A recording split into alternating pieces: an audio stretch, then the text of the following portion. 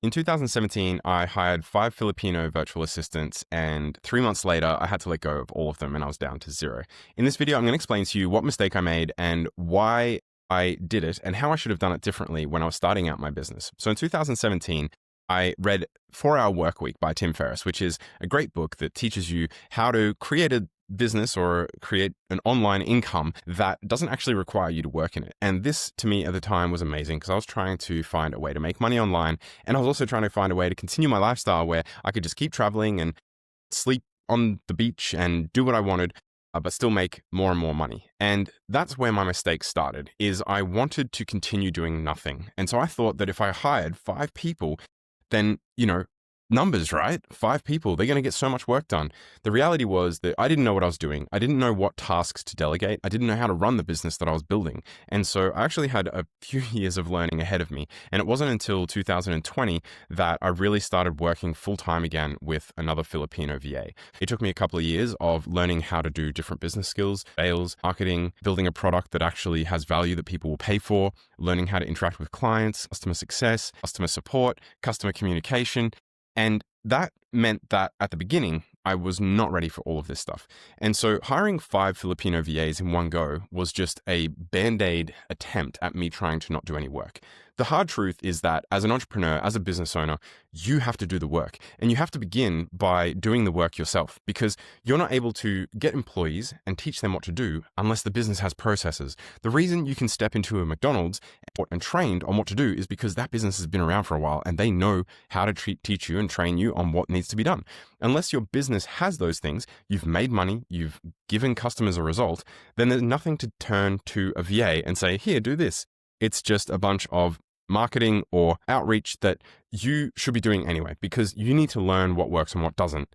And just giving it over to someone else, it's releasing responsibility to someone else, and you're the business owner. You need to be responsible. So that was a hard lesson that I had to learn the hard way. And that's generally been the theme through my life. But it's worked out really well because now I have a team of over 5 Filipino VAs working for me full time, and they run so many operations in my business that actually help me to focus on the tasks that need to be done to make money, whereas they focus on the tasks that are necessary for the business to run, such as the administrative tasks, sending invoices, sending emails, checking the calendar, booking calls, booking appointments, all the different things that need to be done to make the business continue, but that doesn't bring in more clients, that doesn't bring in more money. So my recommendation to someone who has the same mindset that I had back in 2017 is you need to start making money. You need to start running your business first. Once you've started making money and you have money from the business to pay an employee, you don't have to start them full time. You don't have to hire 5 at once. You can literally start by hiring a part-timer, 20 hours a week at a lower rate, and just help you with the basic admin. So you will identify things in your business that don't make you more money, but need to get done. Those are the first things that you need to hand over to a virtual assistant, to someone who can work in your business. So when it comes to having employees, you might want to start your business and still have a full-time job.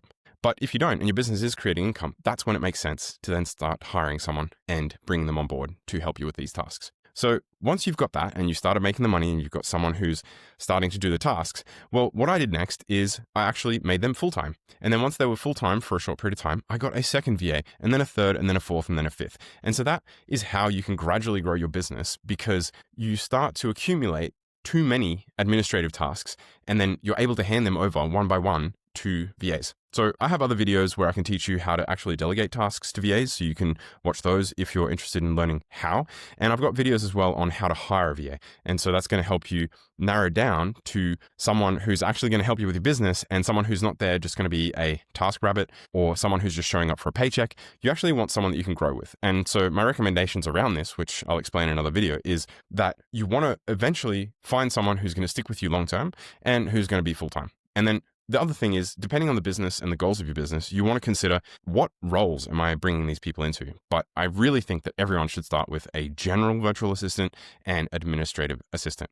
So that was my mindset. I wanted to share that because I don't know how many other entrepreneurs are out there at the beginning of their journey, and they're thinking, I want someone else to do this work for me, like I did.